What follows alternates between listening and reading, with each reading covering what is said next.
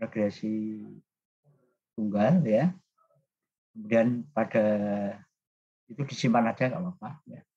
Pada kesempatan ini kita akan mencoba untuk mengulas tentang ini regresi ganda ya.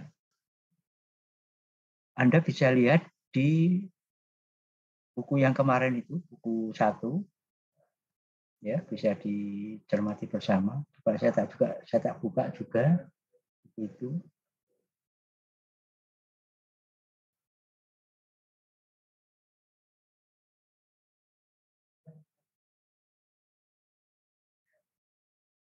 Sebentar, bukunya mana ya kemarin ya?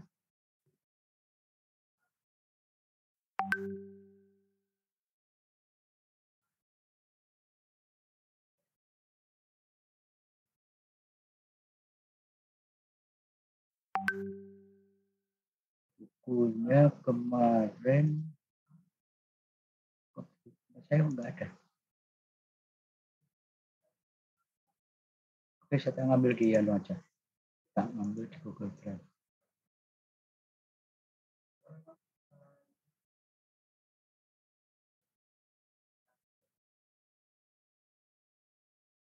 Di Google Drive juga nggak ada ya? Atau di BAG? Di WhatsApp grup sebenarnya ada, Pak. Ada ya? Ya, sebentar coba saya up.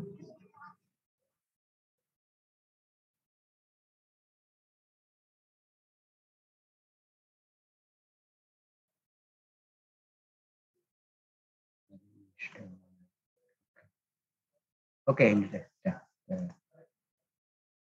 ketemu. Lambat sekali internet saya hari ini.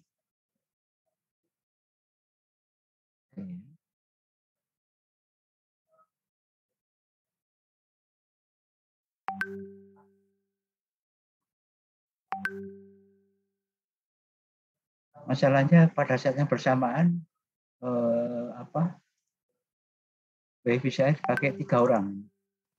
Jadi pakai istri saya ujian itu uji skripsi, kemudian anak saya kuliah juga mulai jam 2 tadi. Dan ini saya tadi selesai jam berapa tadi, jam 2 lebih. Ya mohon maaf, ini terpaksa saya pindah ke tethering. Oke. Mohon maaf ini. Udah uyel-uyelan. Oke ya.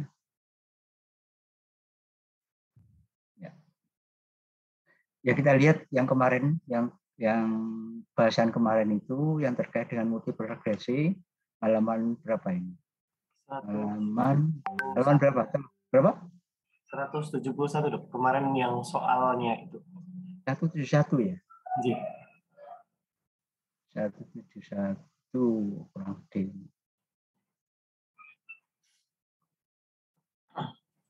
Satu tujuh satu. Ini ya? Ini ya? Ini kalau nggak salah ya?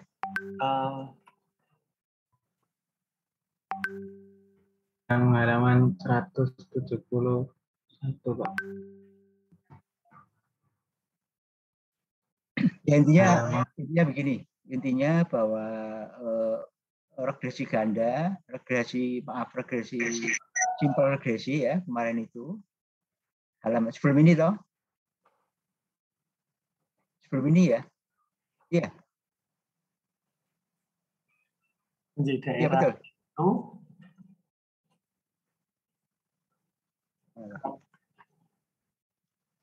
Oke, ini ya soal-soal ini ya. Jadi kemarin ini yang Anda kerjakan ya. Masing-masing kalau nggak salah sudah kami beri kesempatan untuk mencoba salah satu atau salah sebagian itu ya. Iya betul ya. Nah, bukan yang dicari, Pak, yang nomor 1 yang dicari kan secara umum intercept ya, kemudian slope itu ya, serta persamaan regresinya. 3 ini yang pokok ya, persamaan regresi, slope sama interceptnya ya. Itu kalau kemarin secara umum barangkali saya stop dulu. Saya buka whiteboard.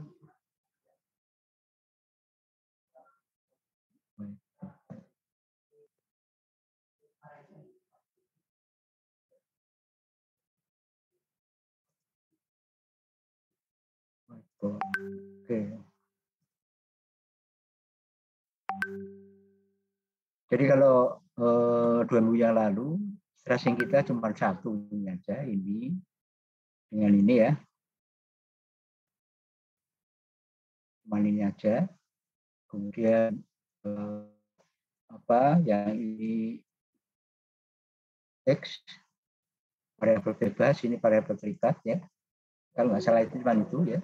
Kemudian secara umum formula yang dicari adalah Y sama dengan Z plus beta ya. Nggak bisa nulis beta Y ya, beta X maaf. Beta kali X.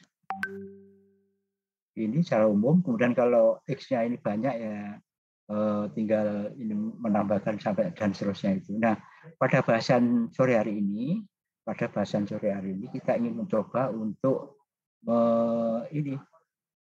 mencoba menghitung lebih dari satu ya. Jadi memprediksikan Y itu dari X1, X2, X3 dan seterusnya ya. Kita mulai dari kasusnya. Kita mulai dari kasus yang pertama. Ini saya stop. Kita mulai dari kasus pertama di jurnal itu.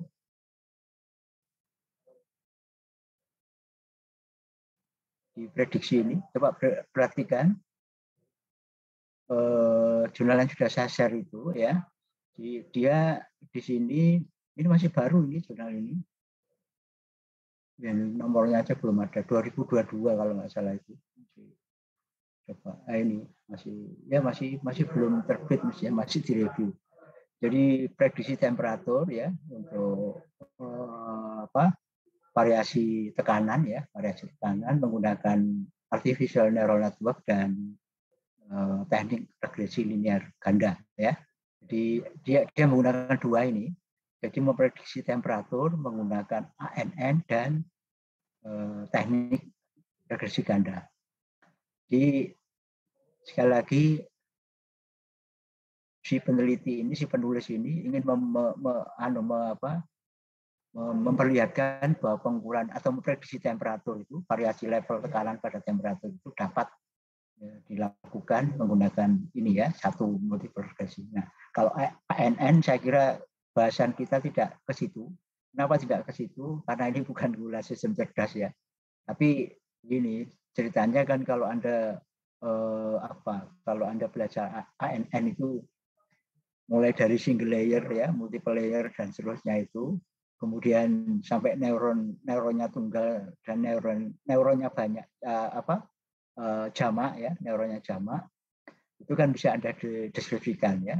Saya kira secara visual barangkali tidak jauh berbeda, tetapi pendekatan perhitungannya berbeda ya. Dan itu bisa disandingkan. Jadi menarik sekali. Jadi kita ingin memprediksi level tekanan itu dengan dua pendekatan, model artificial neural network dan regresi ganda. Nah, nanti silakan aja dibaca ini. Coba kita cermati apa yang mereka cari ya, apa yang mereka cari. Introduction saya kira metode oke lah ya.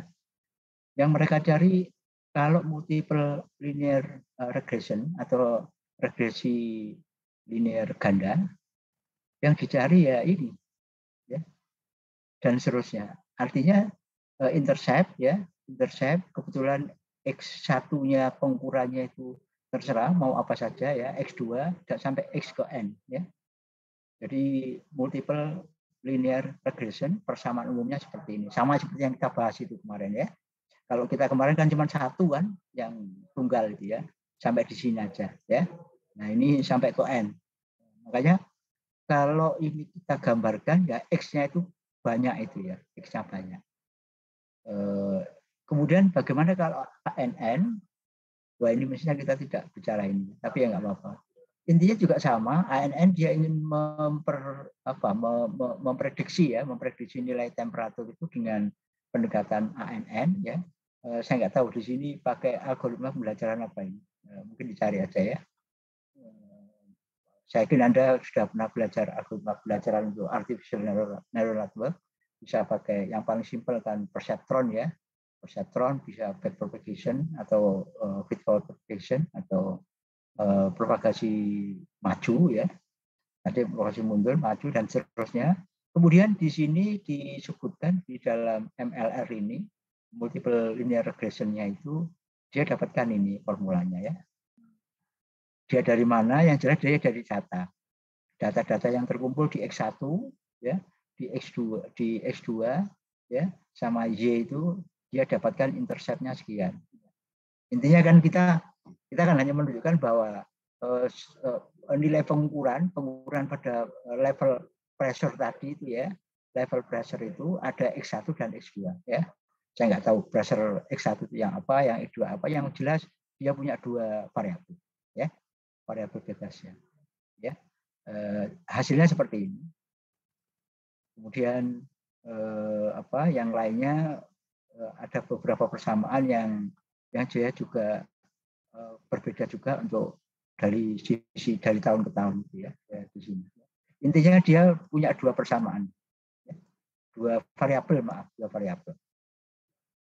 Kemudian kalau kita cermati juga si penulis ini menunjukkan datanya.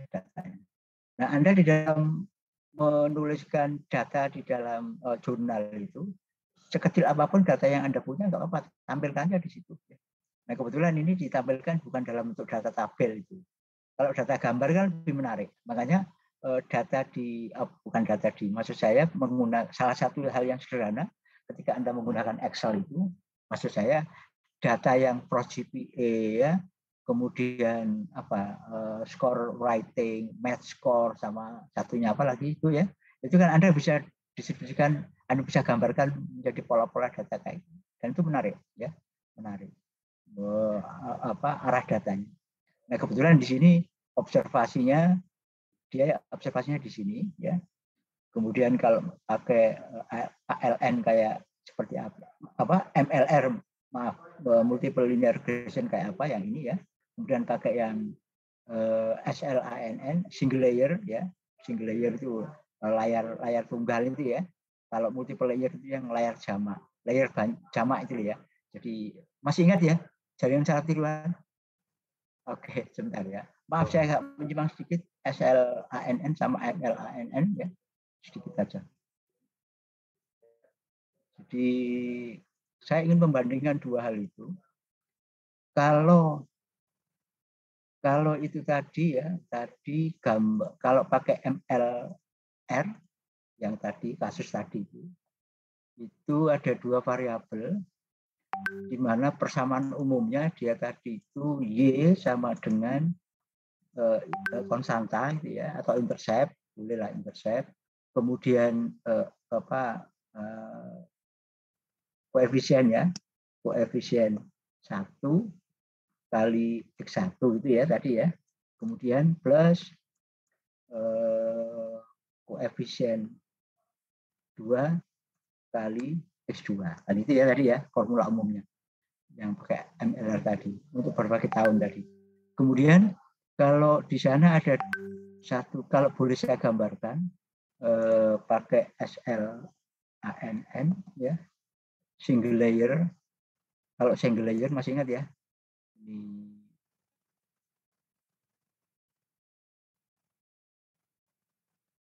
ya. Misalkan ini ada dua masukan. Hampir sama sebenarnya sih ya. Ya. Ya.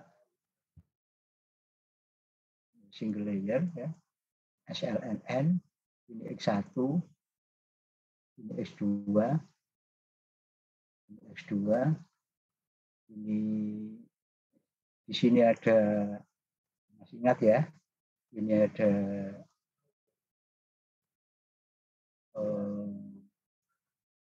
di sini ada bias ya, bias.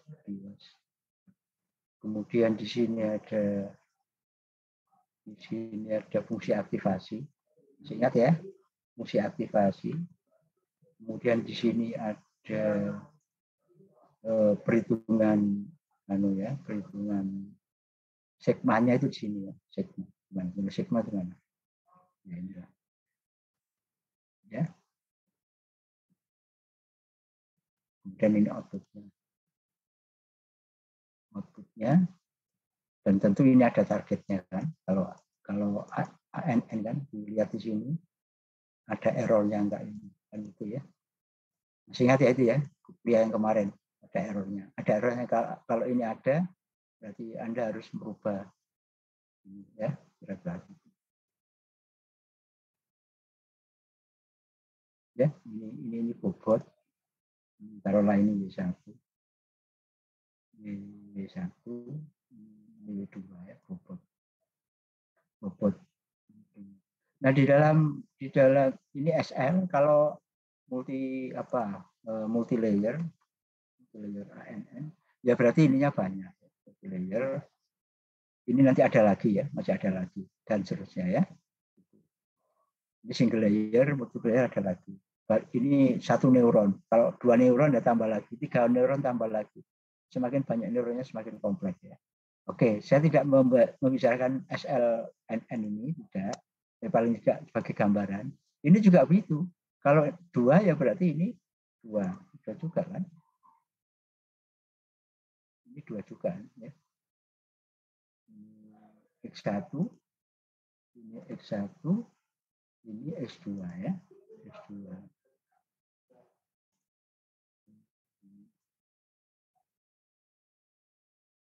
Ini kemudian ini juga begitu. Kalau tadi ada bobot, ini koefisien tadi itu ya. Koefisien yang dicari. Koefisien 1 berarti ya tadi ya. 1 ya. Ini juga begitu, ini koefisien 2. Nah, seperti itu. Jadi Y sama dengan ada konstanta yang harus ditambahkan atau intercept plus koefisien 1 X1 plus koefisien 1 X1 plus koefisien 2 X2 dan seterusnya sampai ke N. Sampai ke N di sini.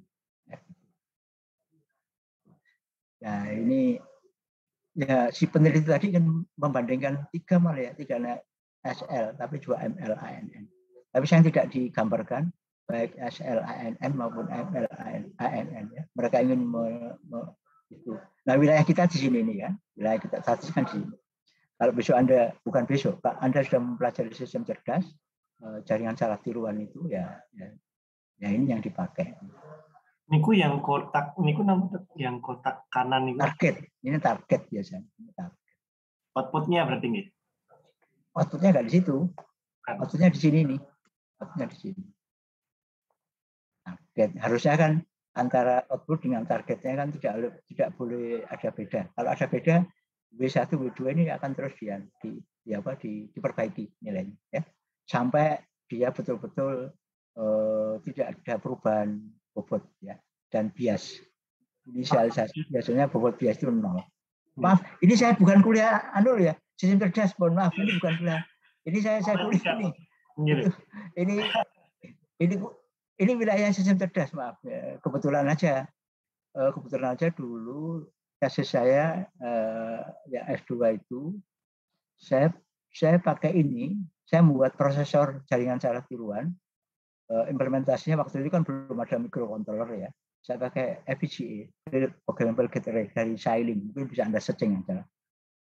Programmable Gate Array dari Xilinx. Jadi tetap hardware-nya yang sudah kodap ya, hardware sudah kodap. Dan saya buat mesin penjumlah, mesin pengali, ya. Mesin banyak sekali, dan itu kami gabung-gabungkan. Kemudian yang disertasi S3 saya pakai decision making support system, tapi saya pakai dua itu saya bandingkan. Dan setelah saya bandingkan saya gabung. Jadi saya pakai ANN sama AHP, analitik hierarki proses kayak apa, dua-duanya saya gabung juga kayak apa. Jadi yang namanya penelitian kan apa-apa kan boleh kan, Anda eksperimen apa saja kan boleh ya, asalkan itu memang tidak melanggar etika penelitian dan secara akademik dipertanggungjawabkan. Jadi silakan aja Anda bereksperimen. Statistik digabungkan dengan sistem cerdas dengan yang lain itu nggak apa-apa, silakan aja ya. Atau ya gitu. Nanti malah kalau Anda belajar PET analisis juga lebih rumit lagi, tidak hanya sekedar ini ya, lebih rumit lagi. Mungkin Anda sandingkan dengan ANN dengan multiple layer ANN gitu ya, misal. Ya silakan, boleh-boleh aja ya. Mohon maaf, ini tadi kembali ke sini, ke stressing ini, ke jurnal itu, ya, dia ingin memprediksi ini ya, temperatur itu dari variabel X1 dan X2. Intinya begitu ya. Intinya level tekanan tadi itu dapat diprediksi oleh maaf, temperatur dapat diprediksi dari level tekanan. Itu ya yang jurnal tadi. Yang jurnal ini tadi loh, yang tadi. Yang ini ya. Dan seterusnya ya, ini dia ya sudah data-data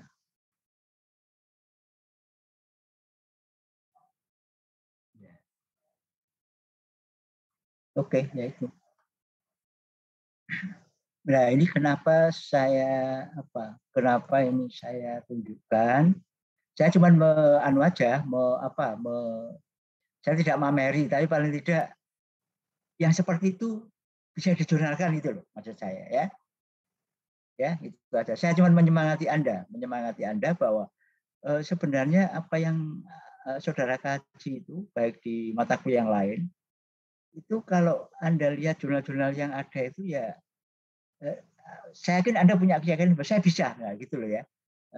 Tadi itu dia hanya membandingkan ini dengan ini ya, dua variabel tadi, kemudian kebetulan dia punya kelebihan untuk mengkaji tentang ANN misal gitu ya. Nah, mungkin Anda tidak hanya ANN, mungkin sistem cerdas yang lain bisa Anda pakai. Bisa pakai genetik algoritma, Fuzzy logic dengan yang lain untuk menguji apa gitu ya, dan seterusnya. Saya kira menarik sekali kalau itu bisa Anda explore ya. Oke, itu yang pertama yang terkait dengan multiple regression. Kalau hitung-hitungannya sama aja seperti kayak di Excel itu ya. Jadi kalau Anda mengkaji satu persatu step by step yang ada di Excel itu ya, termasuk mohon maaf cara gambar barang itu kan sederhana tuh ya, itu bukan pekerjaan S2, kan pekerjaan anak-anak SMA gampang gitu ya. Hanya ada data pelaku gitu. Nah, hasilnya itu kan bisa Anda pakai untuk eksplorasi data ya. Kira-kira begitu. Nah, kemudian saya coba untuk yang tulisannya Bu Heri ya. Kalau ada pertanyaan langsung loh ya. Iya, Pak.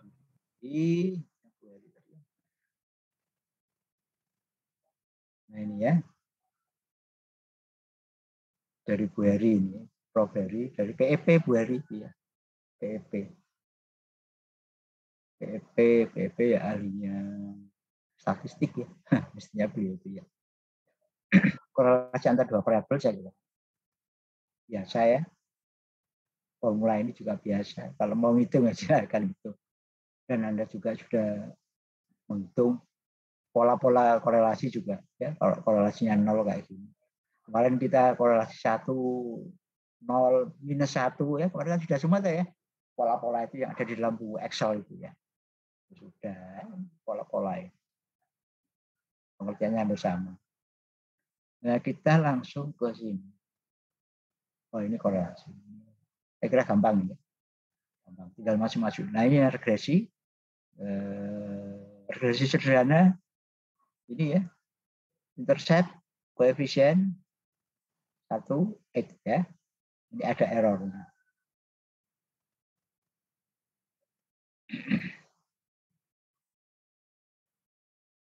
Kemudian, nah ini sama aja toh ya. Kalau persamaan sudah ditemukan, datanya paling ya berkisar antara itu. Datanya. Ini interceptnya ini di sini. Ya, interceptnya di sini. Kemudian, ya ini sama. Perhitungan parameter. Ini kalau mau cari B0, B1, atau koefisien 0, koefisien 1. Caranya seperti ini. Ya. Kalau misalkan dua variabel, ya ini X-nya, X1 dan X2 ya, Y1. Dan seterusnya ini. Ini formulanya. Pakai Excel gampang ya. Kemudian, nah ini yang penting juga untuk pengujian model regresi. Nah, persamaan yang kita dapatkan yang ini tadi, yang ini, mohon maaf, yang ini tadi ya, persamaan yang ini tadi, kita kan belum tahu apakah itu signifikan atau tidak kan itu kan, ya enggak? Ini persoalan. Nah, di buku Excel itu, saya kembali ke buku Excel, di sini kan, ya, saya langsung aja ke multiple. Izin bertanya dok, boleh? Ya, boleh. Di halaman yang barusan terlewat itu ada kata-kata kalau multiple correlation itu nggak ada minus ya, itu penjelasannya gimana ya? Kalau single korelasi itu kan ada dari -1 sampai +1. Tapi Ya. kalau multiple korelasi itu kan cuman from 0 to +1. Itu Ya. penjelasannya gimana? Oke, jadi begini, untuk multiple korelasi itu ada persyaratannya. Nah, nanti di tulisannya Bu Ratna itu ada, Bu Retno, maaf. Bu Heri Retno itu ya, di bawah. Ada persyaratannya harus berdistribusi normal. Tidak boleh terjadi multikolinearitas, tidak boleh terjadi heterosedaktisitas, dan seterusnya. Itu nanti di bawah itu ada itu. Nanti ya. Nah, saya ingin menunjukkan di sini. Yang Anda analisis itu pasti kan muncul ini ya, ANOVA ini. Nah, ANOVA itu apa? Untuk apa kan gitu kan persoalannya. Sementara yang kita cari kan intercept ya, kemudian nilai interceptnya itu, kemudian ini koefisiennya itu X1, 2, 3 ya. Ini interceptnya. Ini kan persamaannya ya. Kemudian ini untuk apa ANOVA itu? Nah, ANOVA di sini tujuannya untuk melihat signifikansi. Signifikansi itu artinya apakah persamaan yang Anda dapatkan di sini itu memang ya betul-betul ya signifikan. Signifikan itu secara statistik memang dibenarkan itu ya. Ada persyaratannya. Di situ nanti ada F hitung dengan F tabel ya. Ini F hitung, ini F tabel. Kalau ini lebih besar kalau nggak salah dari F tabel ya berarti dia signifikan. Intinya begitu. Nah, bagaimana cara mencarinya? Ini Anda harus menghitung ini SMS dan seterusnya itu di Bu Heri ada. Maka sebelum saya ke Bu Heri, di sini di setiap kali Anda menghitung atau mencari persamaan regresinya pasti muncul yang ini ya, pasti muncul itu. Ya, salah satu tujuannya adalah untuk melihat signifikansi dari persamaan yang Anda dapatkan itu ya. Saya kembali ke Bu Heri ini ya. Ini koefisiennya. Nah, untuk menguji itu melalui ANOVA, analisis of varian atau analisis varian ya, tergantung siapa yang menulis ya. Kalau hipotesisnya ada 2, kalau B1 sama dengan 0, jadi tidak ada hubungan linier. Kalau ini pasti kebalikannya ya. Jadi kalau HO dan H1 itu pasti berbalikan. Jadi satunya ke kanan, pasti satunya ke kiri gitu ya. Nggak ada yang sejalan HO dan HA atau H1. Monggo silakan. Beberapa literatur ada yang menyebut hipotesis alternatif atau HA ya. Nah, ini anunya, ini formulanya ya. Jadi yang di sana tadi Anda menghitung ya seperti ini, jika R-nya di bawah ini ya, di bawah ini hitung ya. Wajah dicari. Nah, yang perlu kita sorot itu adalah F hitung di sini dan F tabel. F tabel itu dapat kita peroleh dari tabel F. Nah, coba Anda searching aja, cari tabel F ya, tabel F. Tabel F. Nah, F hitung itu F yang sudah kita cari berdasarkan data yang Anda dapatkan. Nah, kalau di sini disebutkan bahwa HO ditolak jika F lebih besar dari F tabel, yang berarti yang penting ini ya. Kalau ini lebih besar daripada ini, berarti model regresi signifikan. Atau ada hubungan linier. Atau kalau saya kembali ke gambar, maaf, saya kembali ke gambar ini tadi, berarti ini ada hubungan linier. Ya, gitu ya. Nah, jadi yang ANOVA tadi dihitung dengan tujuan bahwa kita untuk memperkokoh ini asumsi dan perhitungan yang kita dapatkan itu ya, yang mengatakan bahwa memang persamaan ini itu ada hubungan linier. Maksudnya begini, setiap perubahan X1 dan perubahan X2 pasti Y akan berubah. Percaya tuh ya? Ya kan? Setiap perubahan X1 ya dan perubahan X2 atau setiap perubahan level tekanan kalau di jurnal tadi ya, setiap ada perubahan level tekanan pasti temperaturnya akan berubah, kira-kira begitu. Atau dulu kalau kita contohkan ketagihan listrik, setiap fluktuasi penggunaan KWH ya, KWH kilowatt hour itu, maka tagihannya akan naik. Kira-kira begitulah ya bahasanya, bahasa. Tapi kan kita kan nggak bisa, wah listrik kita itu mahal karena ya nggak bisa. Data menunjukkan bahwa memang mahal karena pemakaiannya banyak. Kira-kira begitu. Persoalan 1 kWh harganya naik itu persoalan lain. Kira-kira begitu ya, anunya, narasinya seperti itu. Oke, jadi apa yang dikatakan oleh Bu Heri Retna tadi bahwa memang antara ini koefisien-koefisien yang ada di sini ini dan persamaan ini dia ada hubungan yang linear ya. Saya tutup.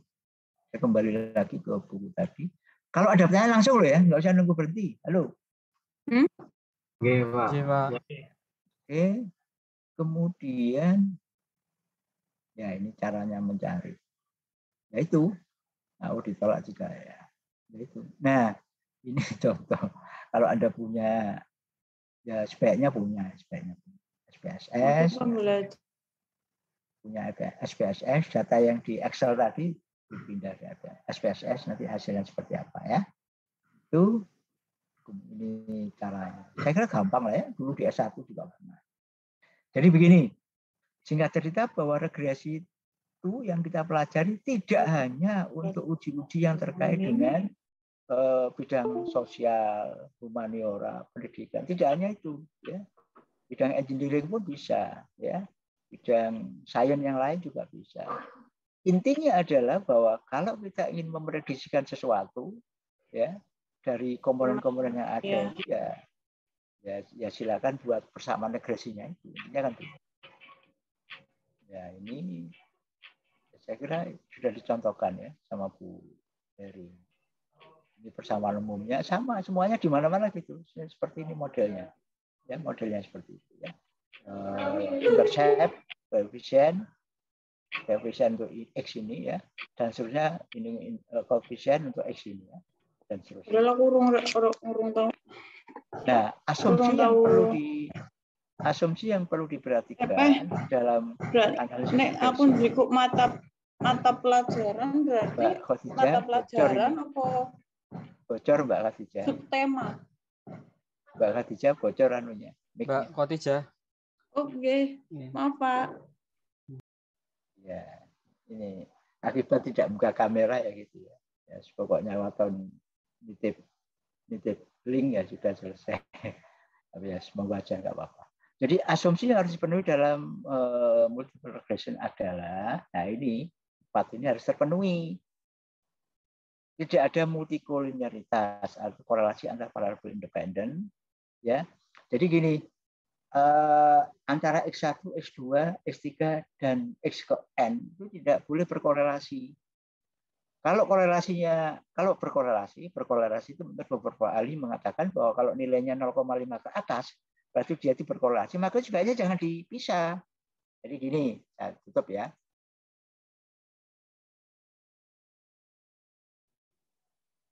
Saya gambarkan yang agak besar. 1, 2, 3. Misalnya,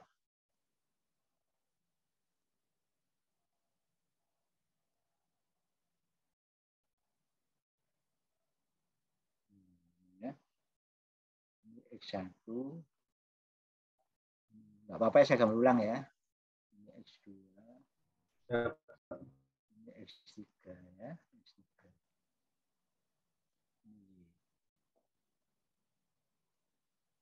Kof 1, ini Kof 2, ini Kof 3.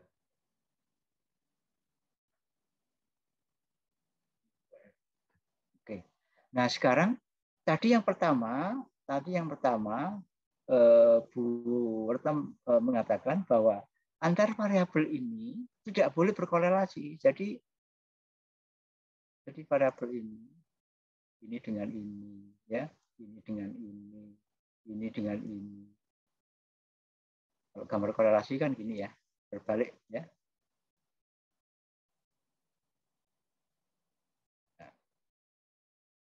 Nah, ini ya. Nah, antara X1 dan X2, antara X2, X3, antara X1 dengan X3 itu tidak boleh berkorelasi. Atau kalaupun berkorelasi itu rendah. Nah, beberapa ahli mengatakan bahwa kalau R-nya itu di atas 0,5 ya,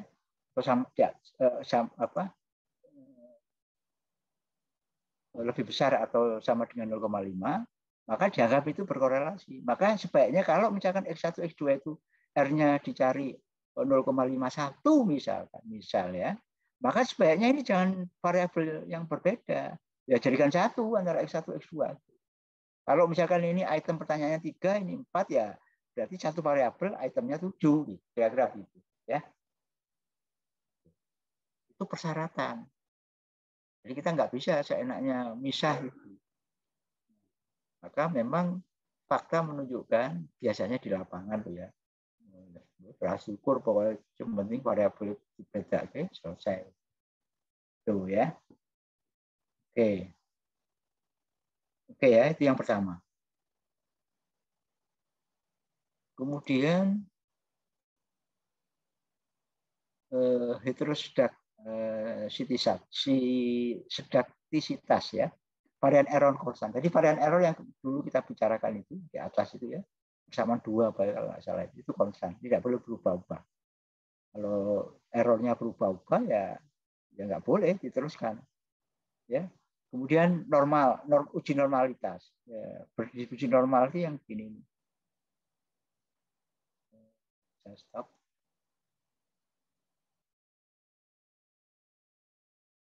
Yang begini.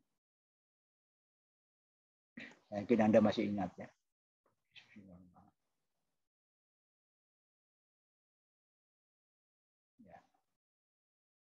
Ya, datanya kan ada juga yang ternyata datanya seperti ini, ternyata misal aja ya.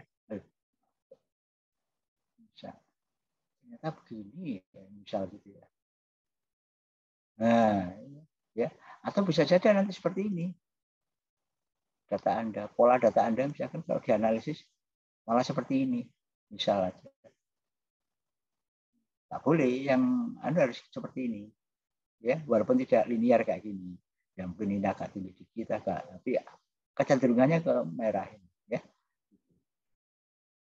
Ujinya pakai apa? Ya uji normalitas ya. Nanti bisa diset aja uji normalitas kayak apa. Kemudian autokorelasi. Jadi korelasi terhadap dirinya sendiri ya, autokorelasi. Enggak boleh tinggi. Ini penjelasannya bisa dilihat ya.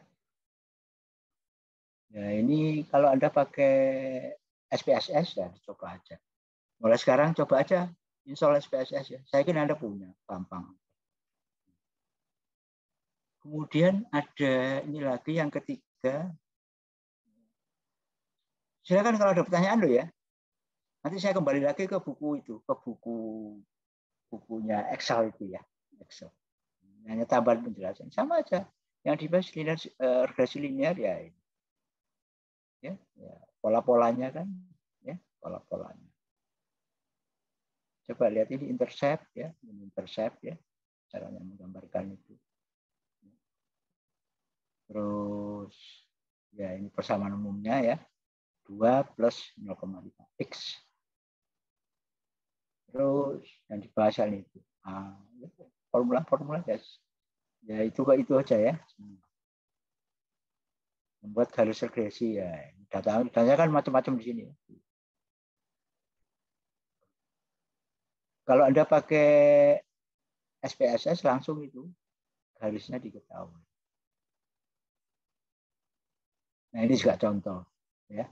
contoh ini silakan aja makna dari koefisien determinasi atau R2, R pangkat 2 maaf, R kuadrat ya. Jadi kalau kami menyebutnya sebagai sumbangan gitu ya. Jadi sekian persen, 52,65% ditentukan oleh nilai kualitas layanan yang diberikan. Artinya penelitian yang Anda lakukan variabel X1, X2, X3 dan seterusnya sampai X ke N itu sumbangannya sekian persen. Didapat dari mana? Dari R kuadrat. R kan diketahui ya, korelasi antar semuanya itu. Ya enggak? Yang di Excel itu loh. Iya, Pak. Halo, ada. Nah, R kuadratnya gunanya untuk apa? Yaitu untuk melihat ini. Ini yang R kuadrat. Itu ya saya kira hampir sama ini data. Hitung manual.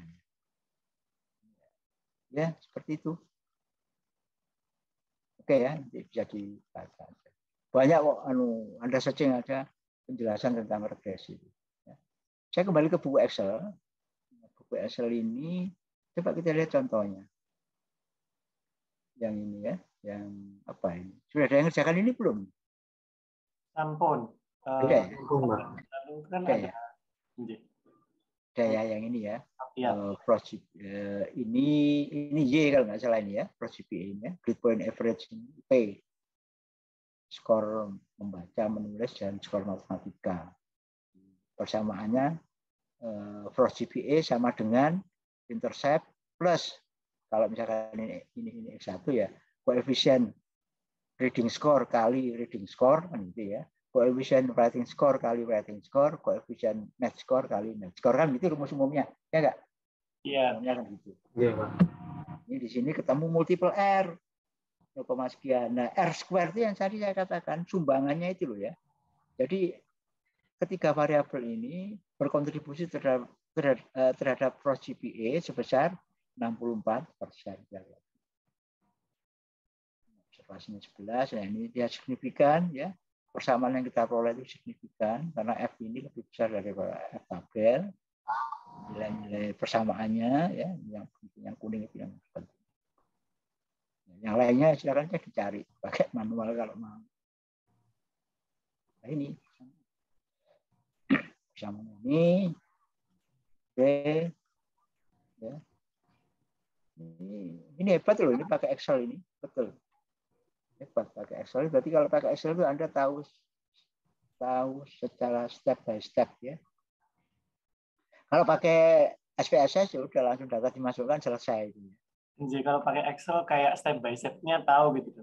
Betul. Makanya bagi pemula ya cuman aja sih pengalaman saya pribadi aja sih. Ini bagus buku bagi pemula ya. Tapi kalau terus bagi yang sudah mahir ngapain pakai itu? Pakai SPSS selesai cepat. Monggo saja itu pilihan ya, pilihan. Ini gampang sekali. Polanya kan sama semua polanya, ya polanya. Ya, yang dicari juga gitu sama. Pak, izin bertanya Pak. Ya, silakan. Nah, yang di yang itu ya kan, yang halaman 18, yang di buku tadi itu Pak. Ini siapa yang tanya? Kita Pak. Oh Pak, Mas kurang keras Mas Cipto. Oh kurang keras ya. Nah, Cek. Sudah oke. Okay. Okay. Buku Excel. Ya buku Excel Pak. Yang di halaman 170. 170 ya. Yang 170 yang di latihan itu Pak. Ini ya. Ini ya. 100 ya, yang betul yang bawah. Yang halaman betul halaman itu yang paling bawah. Di situ ada pivot the prediction by only 0,03 sampai 0,8 itu Pak. Mana. Paling bawah. Paling terus yang di kalimat. Ini. Ya, nah itu betul nggih. Angka 0,03 sampai 0,8 itu dari mana nggih, Pak? Saya masih tak cari belum ketemu. Kemudian best prediction for GPS match score korelasi. Ini ada ya 77 ini. Itu ada semua nggih. Yang 0,03 sampai 0,8 itu belum nemu.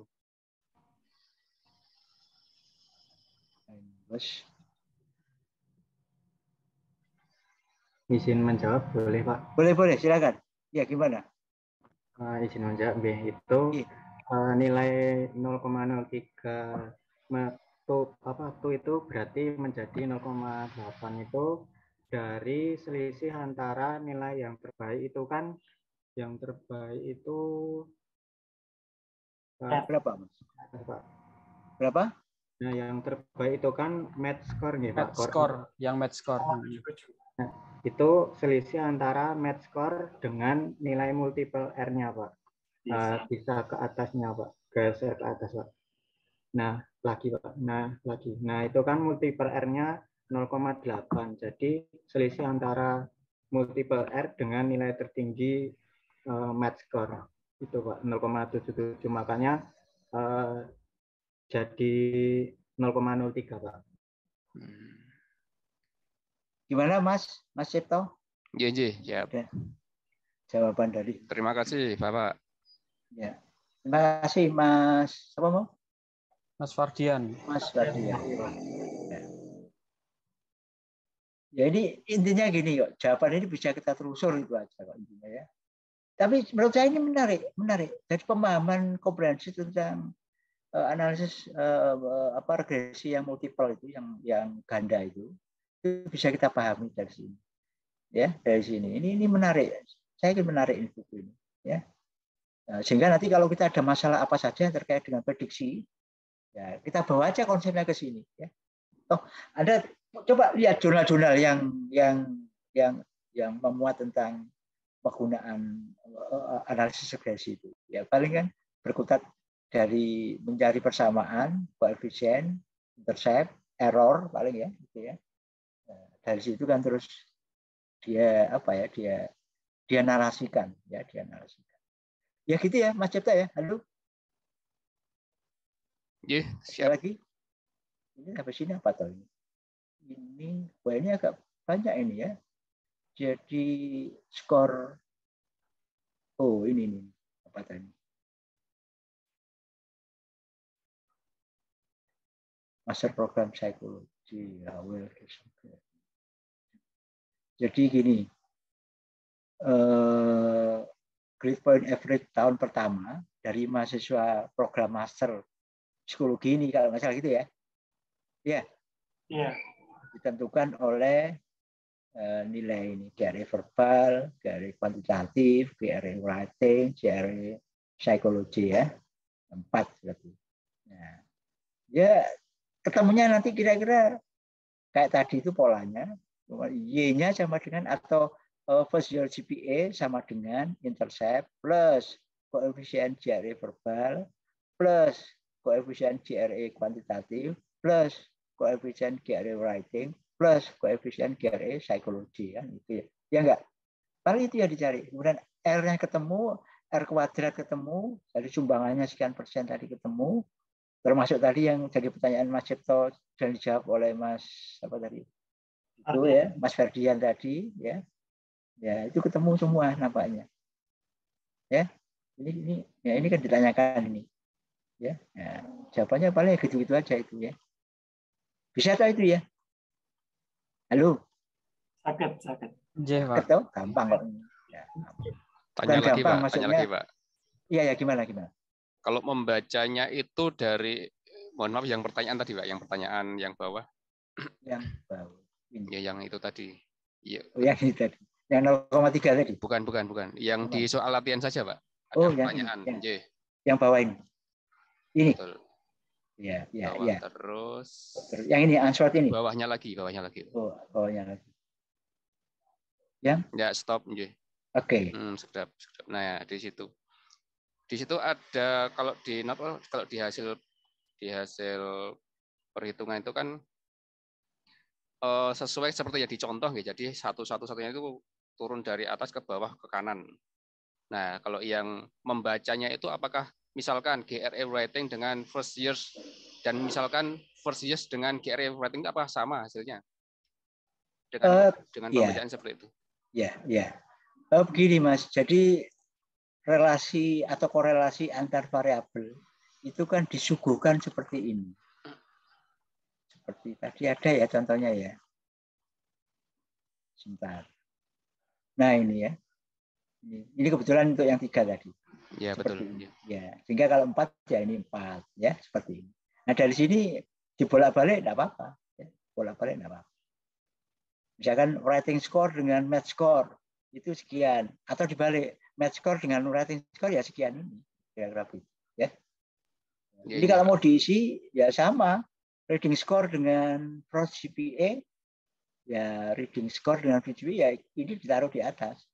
Maaf, reading score dengan Frost GPA yang mana? Reading score dengan reading score, ini ya 0, ini taruh di sini ya, ya enggak? Halo? Halo? Sama ya, sama itu Mas, sama. Jadi korelasi itu kan saya kembali ke gambar.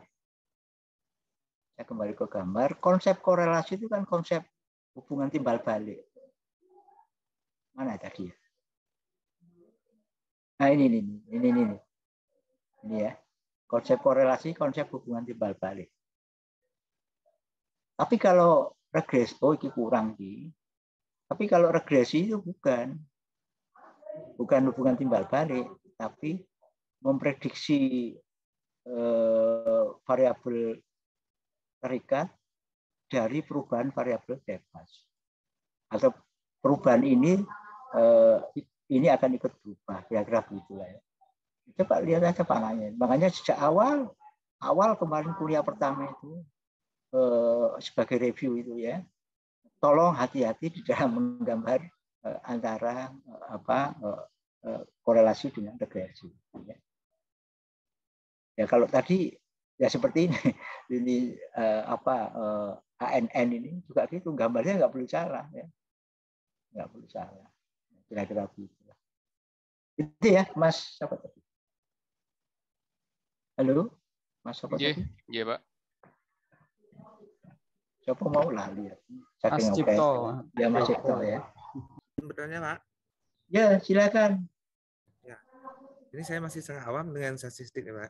Oh iya nggak apa-apa. Dulu ada waktu kuliah S1 tapi udah lama sekitar 20 tahun ke belakang lah gitu Pak. Ya alhamdulillah disyukuri mungkin Pak. Perhitungannya masih manual, belum pakai Excel ataupun SPSS gitu, yang software gitu Pak kan. Ya. Terus ini Pak, berarti kalau di linear regresi berganda tuh berarti X itu selalu mempengaruhi Y gitu Pak kan. Terus yang pertanyaan itu yang pertama Pak. Terus yang keduanya, kenapa tuh saya lihat tadi itu ada sama dengan di buku Excel tuh dibuat tanda plus gitu Pak, bukan nilainya aja yang kayak di tabel itu diambil. Apa maknanya ada tanda plus dibuat itu Pak? Misalnya plus kayak tadi plus berapa tuh? Pokoknya selalu dimulai dengan tanda plus gitu Pak. Sementara kalau kita lihat di tabelnya itu kan biasa aja, nggak mesti nggak ada plusnya gitu. Itu aja Pak.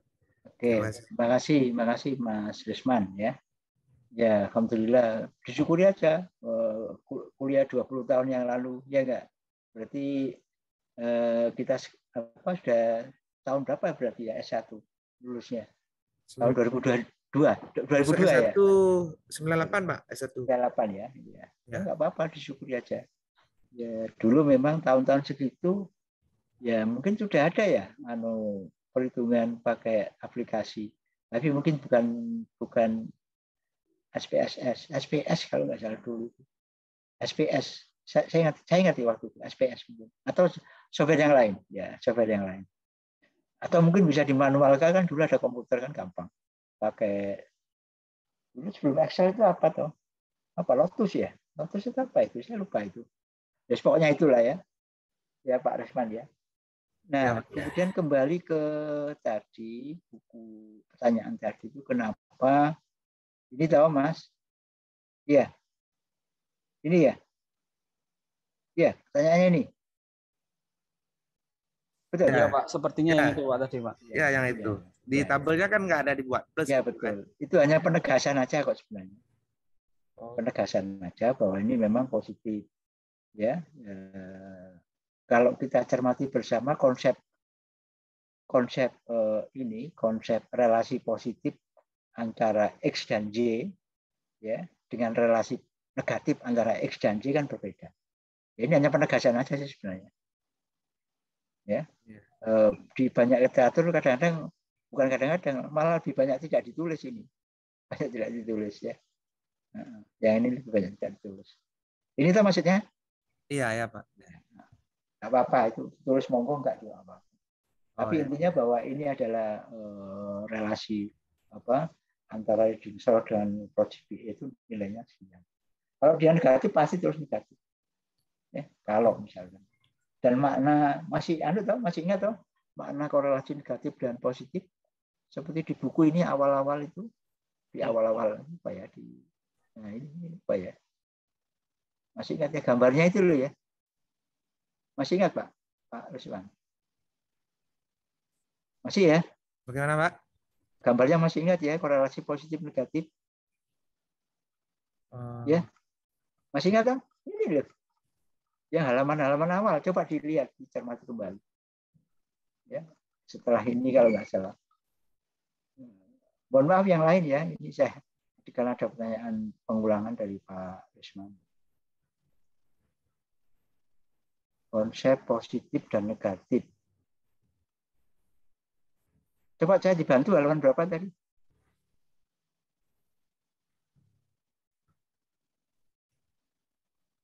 Saya dibantu, halo? Halaman 170 ya Pak ya? Bukan, yang itu loh, yang konsep negatif positif korelasi. Oh, sebentar.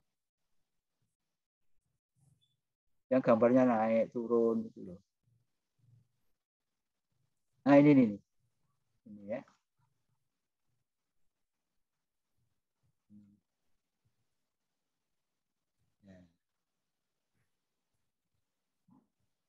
Ini kelihatannya ini. Nah ini ya. Ini ya mulai ini loh. Mulai. Mungkin bisa dibaca ulang Pak. Ya, dibaca ulang. Tentang Iya. Ya, ini. Kalau positif kan arahnya ke sana. Kalau negatif kan dia gini. Ya. Iya. Trennya itu, tren datanya. Terus Tren ini data. satu lagi Pak. Boleh Pak? Ya boleh. Ya, itu kan kemarin di soal yang disuruh kerjakan di halaman 171 itu, ya. Kayaknya hasil saya tuh beda dengan hasil Mas Mahendra gitu. Ya, mungkin.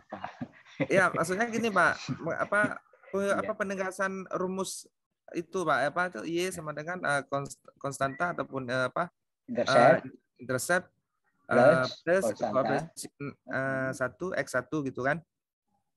Itu yang betulnya penempatan rumusnya itu Pak, formulanya itu bagaimana itu Pak di Excel tuh? Ya saya jelas begini, yang jelas variabel terikatnya, variabel terikat masih ingat ya Pak ya, dependent variable, atau kalau dalam gambar saya yang ini, mohon maaf ya yang lain ya, ini saya tak jelas. Ini variabel terikat, atau kalau mau satu tadi sudah saya hapus ya. Ini variabel terikat, ini variabel bebas. Formula umumnya itu selalu variabel terikat atau dependent variable sama dengan intercept. Intercept itu yang nilai slope, atasan nilai slope itu Pak ya. Plus koefisien, ini saya beta tulisannya. Koefisien maksudnya ini. Koefisien ya kali variabel bebasnya. Ya. Kemudian kalau 2 ya berarti ini plus beta 2 X2 ya, atau koefisien 2 X2. Itu ya Pak ya. Oh, berarti enggak dibuat dalam kurung gitu Pak, langsung aja kayak itu apa? Langsung aja gini aja. Oh ya Pak ya. Itu kan yang dicari. Ini kan pasti ketemu ini. Ini pasti ketemu. Ini pasti ada. Ini memang variabel ya. Terus kemudian beta sampai beta ke n pasti ada. Termasuk R kuadrat tadi sumbangannya berapa. Terus dia ini formula ini signifikan enggak, linear enggak antara ini dan ini. Tadi kan sudah saya jelaskan di ANOVA tadi ya. Kuncinya di ANOVA itu 2, mencari F menyandingkan dengan F tabel.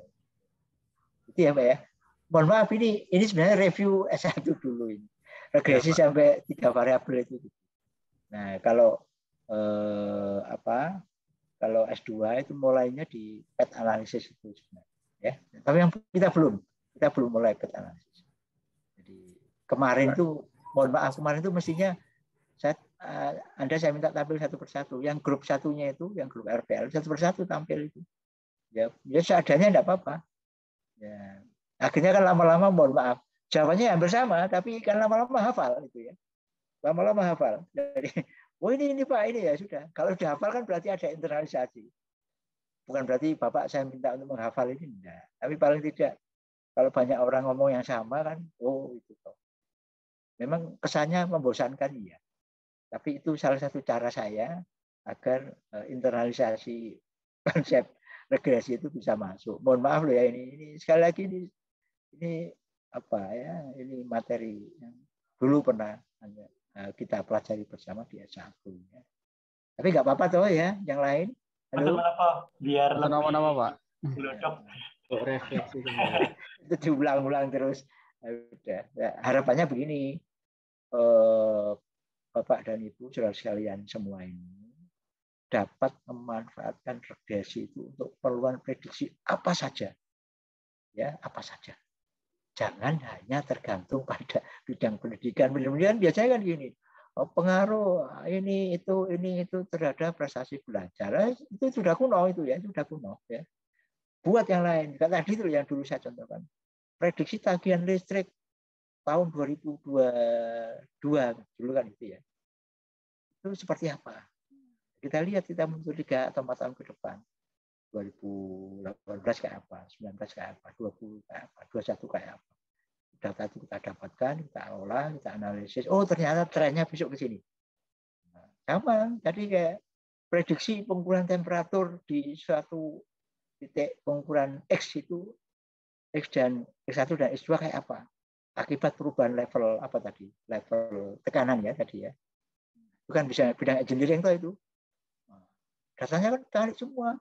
Ada masuk-masukan. Nah, caranya sama ya. Cuman penggunaannya yang beda-beda. Ya. Penggunaan di sistemnya yang beda-beda.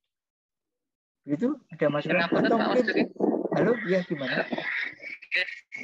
Berarti statistik tuh setahu saya kan mungkin hasil menilai dari interaksi antar manusia, tapi dalam hal ini sebenarnya enggak juga ya Pak ya. Berarti apalagi di keteknikan mungkin statistik itu bisa diaplikasikan di hasil-hasil atau nilai-nilai dari mungkin mesin atau apa gitu. Iya, bisa.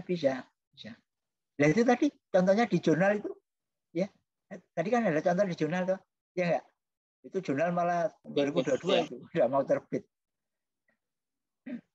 Tapi biar agak, mohon maaf sekali, biar agak keren ditambah ya Pak, ANN. Nah, ya, disandingkan dengan itu. Ya. Kalau regresi aja mungkin orang udah bosan, itu kan udah ilmu termasuk ilmu mapan itu ya perubahannya tidak banyak. Tambah ini. Disandingkan dengan ini itu ya sudah. Anda kan pengetahuannya kan sekarang kan ya kan bisa sangat beragam ya. Contoh misalkan tren orang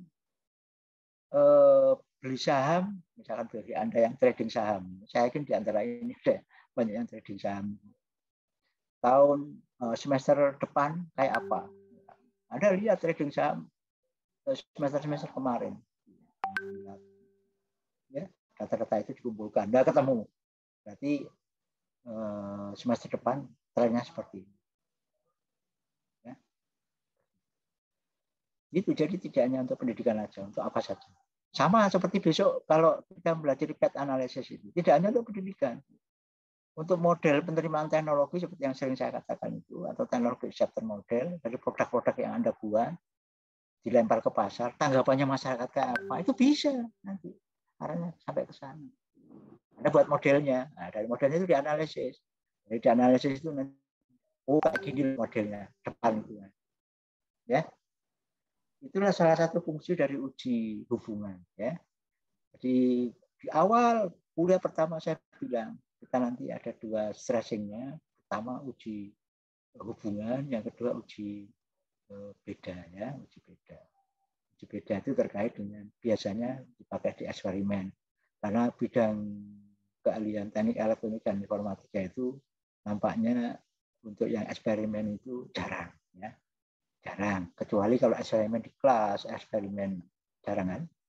Kecuali kalau yang elektronika misalkan Anda mengeksperimenkan PCB ya dengan periklorid dengan larutan kepekatan tertentu. Nah, ada itu ya biasanya kan kepekatannya antara sekian kilo air sekian ini dengan air saya nggak tahu. Pokoknya antara periklorid dengan air itu dikombinasi ya.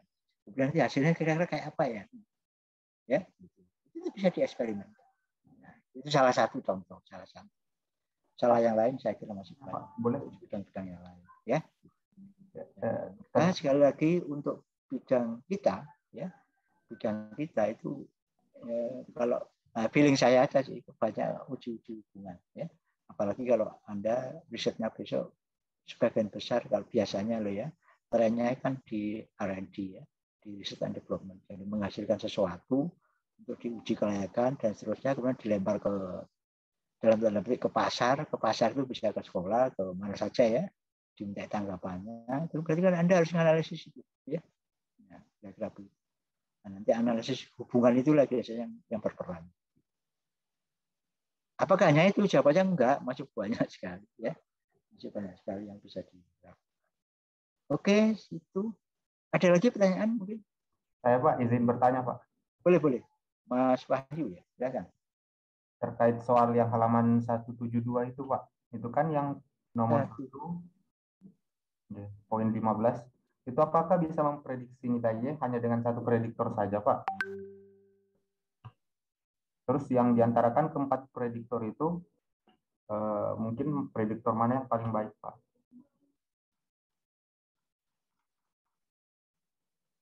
Ini ya? Iya Pak, yang nomor 1 poin 16. Nah, ya. Nah, ini, yang 1 poin mana? Poin 4 ini. Di bawah lagi mungkin Pak. Yang 15 Pak. Berapa? Lewat Pak. Udah, mana? Jadi gini, ini kan soal gitu ya. Ini soal masih. Yang mana ini? Bukan ini kan Mas? Yang nomor 1 tadi Pak, yang nomor 1. Nah, yang itu Pak. Yang poin 15 Pak, yang 15, 16. Halaman selanjutnya. Nah, itu di bawah Pak, 16. Oh, ini. Ini. Nah, ya ini untuk digarap visi atau Mas? Berdigarap baru saya mendiskusi tentang ini. Ya. Jadi begini ceritanya. Oke, jawabannya nanti arahnya begini. Saya tutup ya.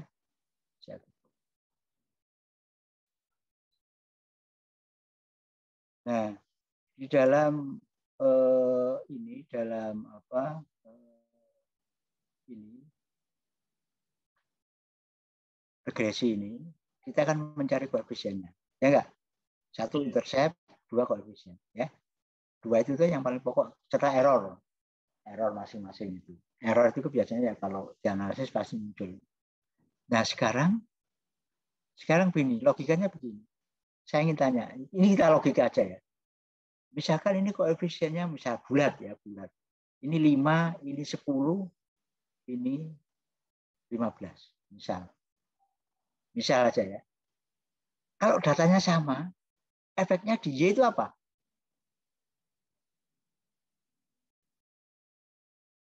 Saya ingin tanya, ya. Coba cermati ya. Untuk apa saja ini? Kalau koefisiennya ini 10, taruhlah 10 ya. Ini 2 ini 20, 3 ini 30, ibu gampang wae ya. Untuk mempermudah. Ya. 10, 30, 10, 20, 30. Ya. Nah, sekarang kalau misalkan apa yang dirasakan oleh X1, X2, X3 itu sama, secara kuantitatif sama, apa pengaruhnya di mana yang paling berbobot kasarkannya gitu ya, yang dalam tanda yang berbobot mana? Kira-kira mana? Dari sisi kuantitatif loh, mana? Koefisien 3 karena koefisiennya paling besar. Gitu ya. Ya, seperti itu. Tapi bukan berarti kalau koefisiennya paling besar itu paling berbobot, bukan. Itu tadi kan asumsinya X1, X2, X3 itu sama. Padahal kan tidak selalu sama. Ya, tidak selalu sama. Biasanya berbeda-beda kan. Dan namanya aja beda-beda. Kalau ini sama, ya ngapain dipisah kan itu. Ya enggak? Ya harus digabung. Kalau sama kan nanti R-nya lebih dari 0,5. Ini cuma gambaran aja. Gambaran sederhananya dari pemaknaan koefisien, pemaknaan bobot. Jadi di ANN itu ya. Kenapa disebut bobot ya? Masih ingat toh algoritmanya untuk ANN ya? Ya mirip-mirip seperti itu. Ya. Dan maka inisialisasi dari bobot itu kan sama dengan 0 dulu. Semuanya dinolkan. Biasnya sama dengan 0, bobotnya sama dengan 0. Baru dia diputar kasih data. Terus dia muter itu maksudnya ngitung terus ya, ada formula yang ada terus sampai didapatkan Y yang tidak berubah dan bobot yang tidak berubah. Kalau bobotnya tidak berubah berarti dikasih masukan berapa saja ya hasilnya tetap sama. Kita di statistik yang mencari koefisien ini ya intinya tadi kan kita cari 3 2 intercept dan koefisien sama error tentunya. Kalau error kan pasti ada. Ya. Itu ya Mas Wahyu ya. Halo. Halo Mas Wahyu. Pak. Berarti misalnya kalau cuma satu variabel apakah bisa Pak prediksi? Ya. Ini kalau satu variabel itu ya kalau misalkan ini tidak ada ya ya berarti ini seberapa besar nilai ini ya tentu sangat tergantung dari koefisiennya. Itu saja. Ya memang tujuannya koefisien itu kan untuk sebagai apa ya? Kayak pemberat atau pembanding gitu ya. Ya seperti itulah ya koefisien. Sama seperti bobot weight di ANN ya. Itu ya Mas Wahyu. Ya, terima kasih. Ini semakin mendalam Anda semakin paham nanti. Gampang kok regresi itu gampang kok. Ya. Kenapa gampang? Karena dulu S1 pernah dipelajari. Ya, kalau dulu S1 belum dipelajari kan mulai dari nol kayak pom bensin itu. Oke, dari sini saya akhiri untuk pembahasan regresi ganda ya. Atau ada pertanyaan lagi? Halo? Ya, yang tidak nampakkan kamera ini Mbak Rima. Coba Mbak Rima, terus Mbak Ayu, Mas Toton, Mbak Fitri, Mbak Khadijah, tidak menampakkan diri. Mas Taufik, hati-hati Mas Taufik ini jalan pakai. Siapa? Pakai motor itu ya? Oke, Bapak. Hati-hati. Backgroundnya background langit itu, Pak. Mandek dhisik toh. Multitasking. Hati-hati. Ya enggak apa-apa. Oke, ada pertanyaan lagi? Kalau enggak, ya, Pak, saya review materi S1 saya tutup. Ini Pak. Iya, gini. Itu kan prediksi kayak Pak bilang tadi apa tuh apa kaitkan sama ANN sama KNN itu kan. Terus apakah bisa ini dikatakan ke apa Pak gitu? Ke Bazi gitu yang regresi ini. Perhitungan apa nih? Saya belum mempelajari itu. Saya belum mempelajari sampai ke situ ya. Tapi kalau konsep Bazi untuk kendali ya itu sudah kami ajarkan di S1 ya. Jadi kan kalau dalam sistem kendali, mohon maaf ini cerita lagi nih, kalau dalam sistem kendali kan hal yang pokok kan referensi ya, kompensator, referensi proses, output sama umpan balik.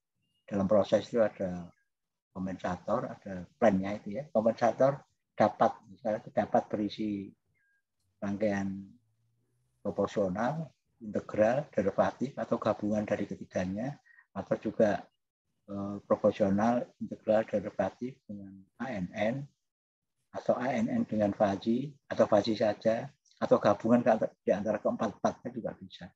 Coba aja searching itu di jurnal-jurnal. Untuk kompensator itu kan banyak sekali.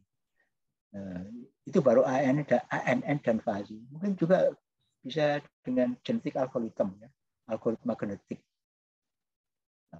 Kelebihan lagi. Ya, itu tentu semuanya itu tergantung dari kecocokan sistem yang dibangun. Atau mungkin robotik nih Mas Obi biasanya sukanya udah ada robot gitu. Mas Ferdi juga, Mas Obi, saya tahu. Mas Aziz itu udah ada robot.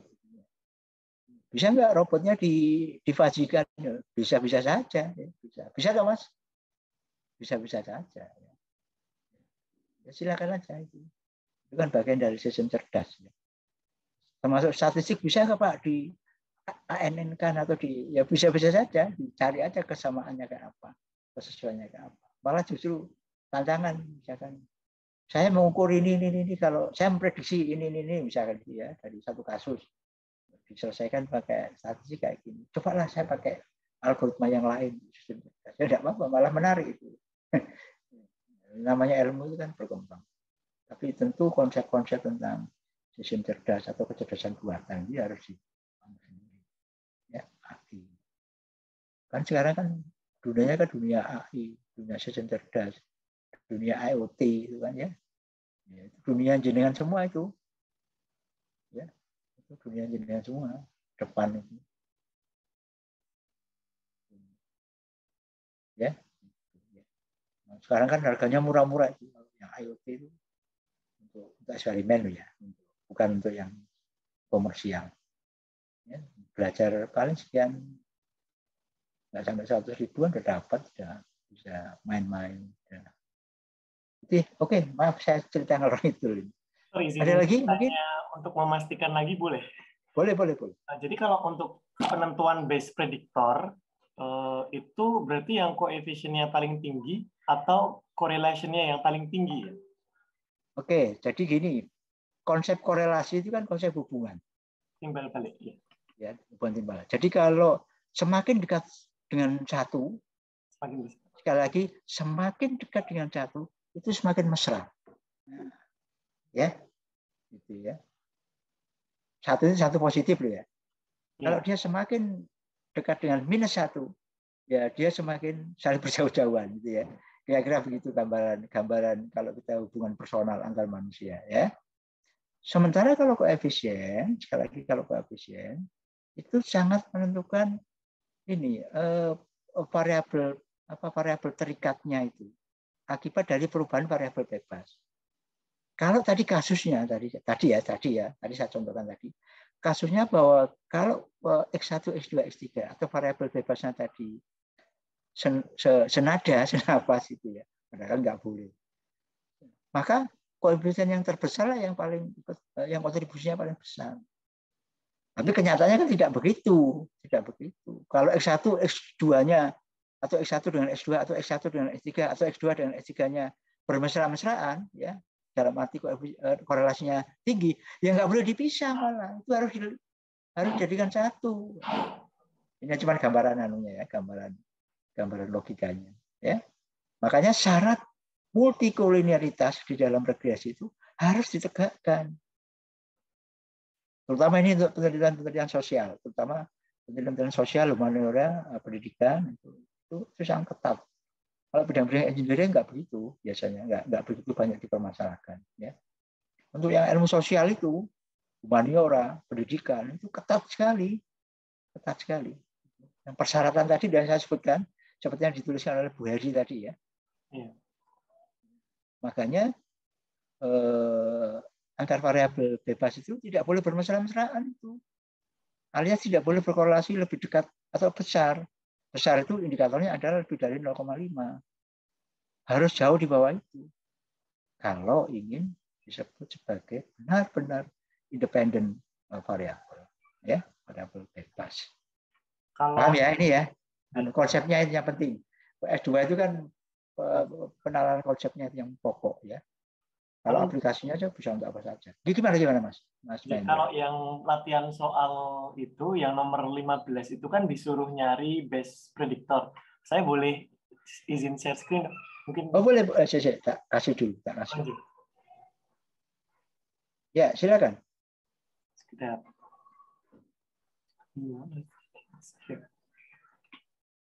Jadi kalau yang soal kemarin itu kan di sini ada discuss which of the four predictors is the best predictor of first year GPA. Kalau di latihan itu kan kebetulan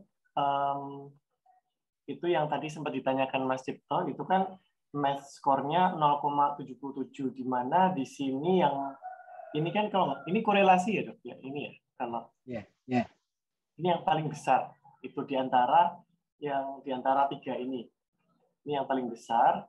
Kemudian kalau yang di sini itu ini juga psikologi yang paling besar selisih 0,01 dengan GRE kuantitatif. Tapi di sini kalau di kebetulan juga di koefisiennya itu sejalan. Jadi di sini math score koefisiennya paling besar juga. Tapi kalau di kasus yang soal yang 2 pekan yang lalu yang kita kerjakan itu kuantitatif yang paling besar 0,06. Sedangkan di sini hampir mendekati. Jadi kalau nomor 15 ini ditanyakan which one is the best predictor, lebih ke yang GRE psychology atau yang kuantitatif gitu. Ya. Kalau saya yang koefisien itu. Yang making ya? Iya, koefisien itu. Karena kan yang bawah itu kan korelasi. Iya, korelasi. Yang bawah itu kan korelasi. Korelasi itu ya bermesra-mesraannya itu. I see. Karena kalau di sini sekedar tadi saya sempat baca ulang.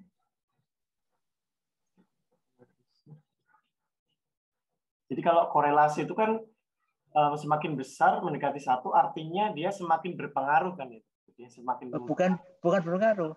Kalau korelasinya mendekati 1, mereka semakin dekat. Semakin mesra, semakin dekat.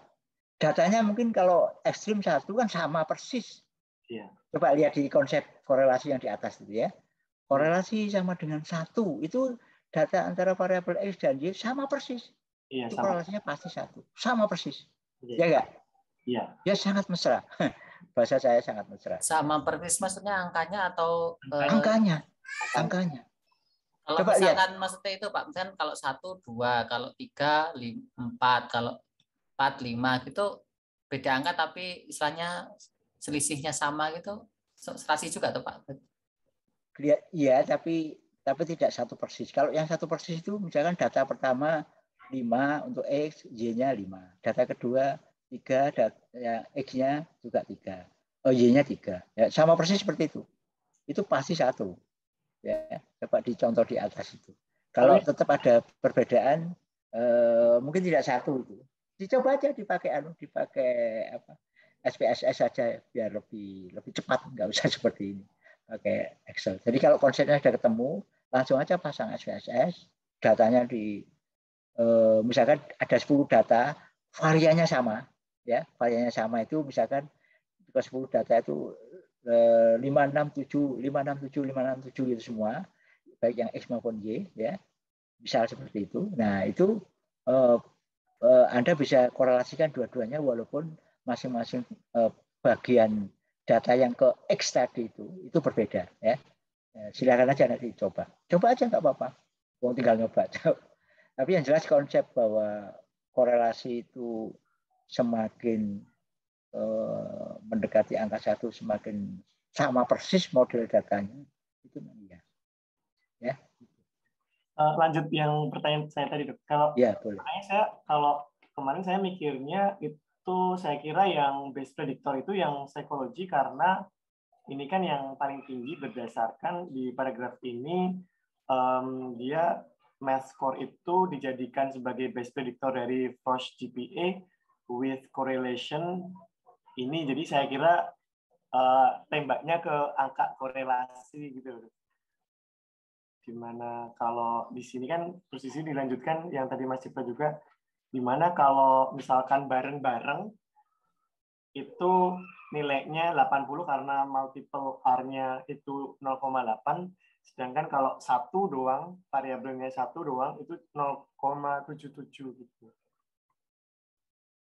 Jadi saya kira ini yang best predictor itu melihatnya di sini gitu.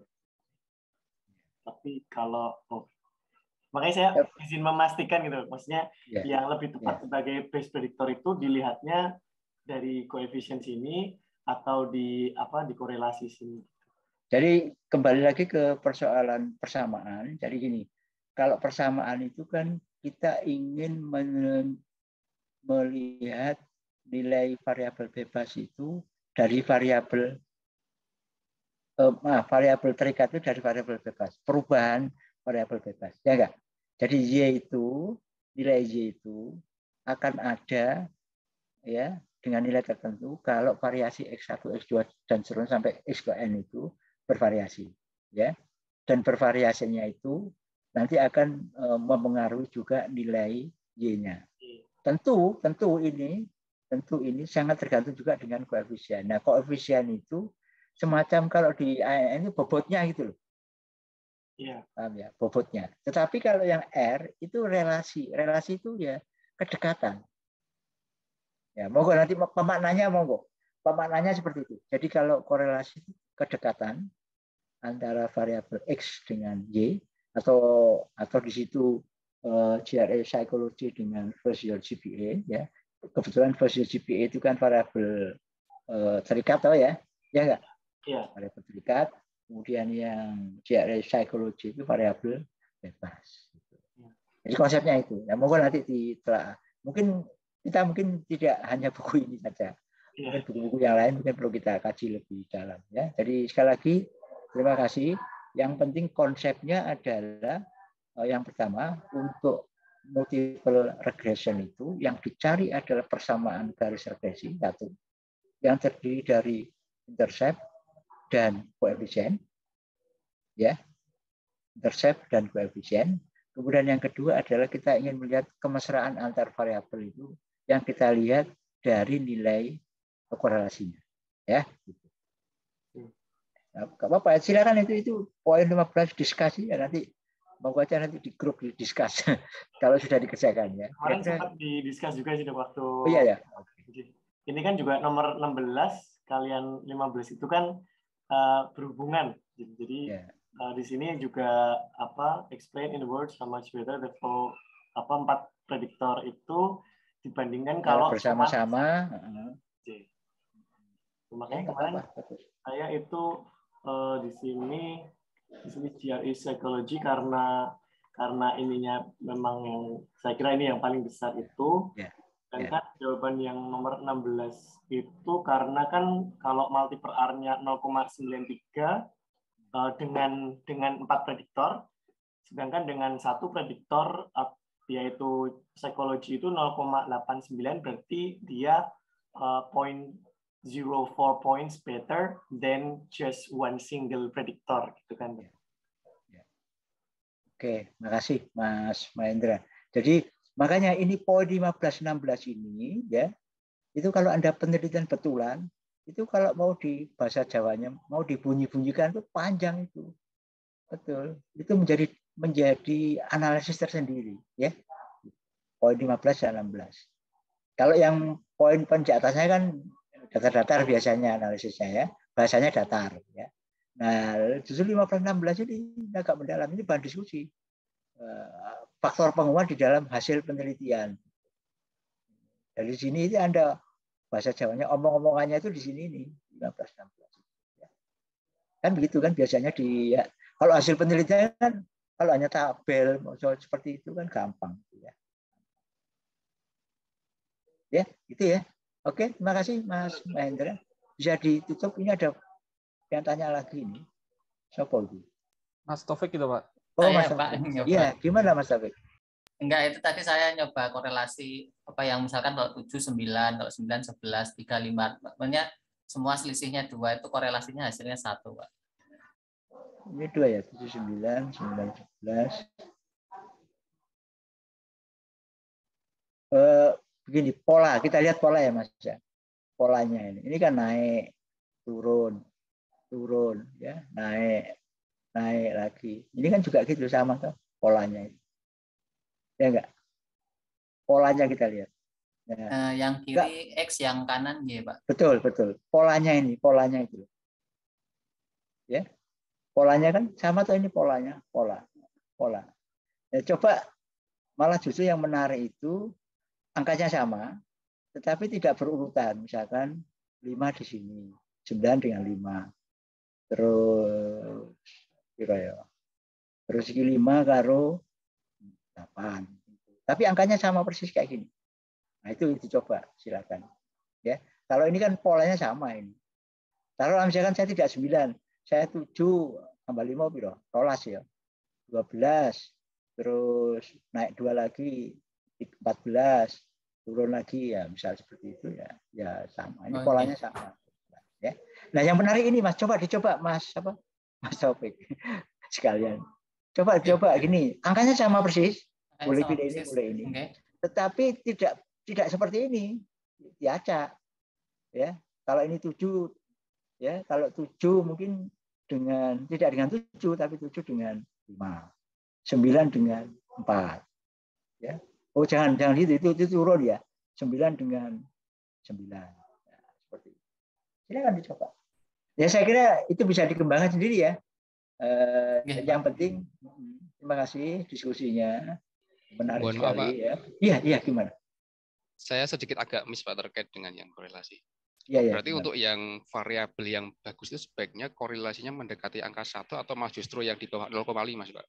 Yang apa Mas? Variabel untuk kita memilih variabel gitu. Kita ingin memilih variabel untuk sebaiknya itu korelasinya itu yang mendekati 1 atau malah justru yang di bawah 0,5. Oh gini, ini persyaratan ya, persyaratan. Jadi regresi itu persyaratannya seperti dikatakan Bu Retno itu, Bu Ratna ya, Bu Retno siapa tadi? Dari PEP itu ya, atau buku-buku yang lain juga sama kok ya, buku yang lain juga gitu. Salah satu persyaratannya dia tidak boleh ada multikolinearitas. Itu syarat. Ya, namanya syarat kan gini. Anda masuk ke S2 UNJ itu syaratnya harus lulus S1. Ya kalau S1 nggak lulus ya nggak boleh masuk. Walaupun ya misalkan lulus S1 bayar SPP, mohon maaf, bayar SPP dan lain-lainnya itu ya. Semuanya kan logikanya kan dan semua itu. Ya. Logikanya kan dan. Logika dan itu kalau salah satu 0, jadi paradigmanya dan itu kalau salah satu 0, maka semuanya 0. Contohnya misalkan kalau kasusnya 2 aja ya. Mau masuk ke S2 UNJ syaratnya harus lulus S1, harus bayar SPP, harus lulus tes misalkan. Nah, 3 aja lah. 3 ya. Salah satu 0 itu maksudnya tidak lulus tes, ya akan pernah masuk walaupun punya uang, walaupun lulus S1. Satunya lagi misalkan walaupun lulus tes, walaupun lulus S1, tapi nggak punya uang, ya nggak boleh masuk. Ya kira-kira begitu. Sama seperti regresi itu. Regresi itu persyaratannya adalah salah satunya harus tidak boleh terjadi multikolinearitas. Itu tidak boleh ditawar kalau itu. Nah, kenapa demikian? Nah, mungkin beberapa ahli mengatakan bahwa kalau itu korelasi, ya ngapain dipisah? Gabung aja menjadi satu. Karena itu kan dia sangat mesra, sangat erat hubungannya. Jadi antara X1 dan X2 korelasinya kok tinggi. Jadikan satu variabel. Itu persyaratan, Mas. Mas Cipto. Ya. Berarti jadi, untuk korelasi yang lebih tinggi itu sakit menghemat variabel nggih. Jadi yang persoalannya bukan menghemat. Ini persyaratan, bukan menghemat. Jadi statistik itu nggak kenal banyak pun nggak masalah. Kita itu kan ada alat uji tuh ya, ada alat apa untuk menghitung itu kan sekarang kan nggak masalah. Coba di SPSS itu ya. Variabelnya 10, 15 nggak masalah. Ya. Besok kalau pas analisis variabel berapa saja nggak masalah. Tinggal masukin angka, selesai. Ya. Kan komputer itu kan dia kan nggak capek dengan angka-angka itu. Ya. Yang bikin capek itu kan keterbatasan RAM-nya. Paling-paling itu ya. Kemudian iterasinya. Kalau terlalu banyak dia nanti nge-hang. Kalau dia cukup ya. Tapi sekali lagi saya kembali ke Mas Cipto tadi. Itu persyaratan. Namanya persyaratan, nggak boleh ditawar. Kira-kira begitu. Nah, jangan diinterpretasikan, oh kalau begitu enggak bisa. Itu seperti itu. Wah berarti itu Pak dogma. Mohon maaf ini. Ya bukan dogma, memang persyaratan seperti itu. Gimana? Itu yang menganalisis itu kan juga sudah ya, dari berbagai acuannya seperti itu. Tapi nggak apa-apa, menarik. Ya, menarik. Terima kasih Mas Cipto. Ya. Iya, terima kasih Bapak. Oke, cukup ya. Ya, ini menarik, diskusi yang menarik. Jadi saya kira itu yang bisa saya sampaikan, dan hasil pekerjaannya disimpan dulu ya. Saya kok belum sempat kirim Google Drive individual ya. Nanti kalau sudah silakan dikirim ya. Nah, depan nanti bahasan yang beda dan korelasi regresi saya anggap cukup ya, cukup, dan kita tidak membicarakan ini lagi ya. Saya yakin Anda sudah paham, tinggal pakai saja ya, pakai, dan mudah-mudahan kasus-kasus yang ada di depan Anda semua bisa diregresikan.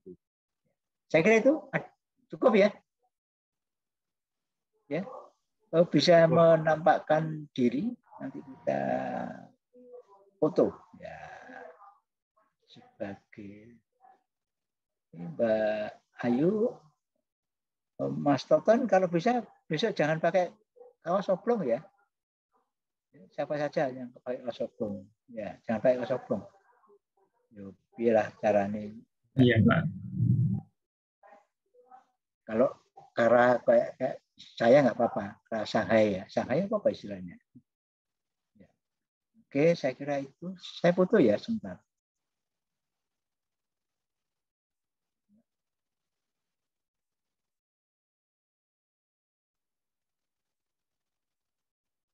Ya, terima kasih atas kehadirannya, dan saya ucapkan sukses selalu, salam sehat. Mudah-mudahan kita senantiasa dalam kondisi bugar ya, karena ini penting. Kalau nggak salah di UNJ sekarang sudah mudah loh, sudah banyak sekali yang kena itu. Ya. Kampus sangat ditutup lagi sekarang. Saya kira itu. Saya aja praktek PLC itu udah hanya sekali, habis itu mereka pada bubar, nggak boleh masuk kampus. Mohon maaf. Saya kira itu kita akhiri. Selamat sore. Assalamualaikum warahmatullahi wabarakatuh. Waalaikumsalam warahmatullahi wabarakatuh. Terima kasih Bapak. Terima kasih Pak. Terima kasih. Saya tutup dari sini ya. Pak.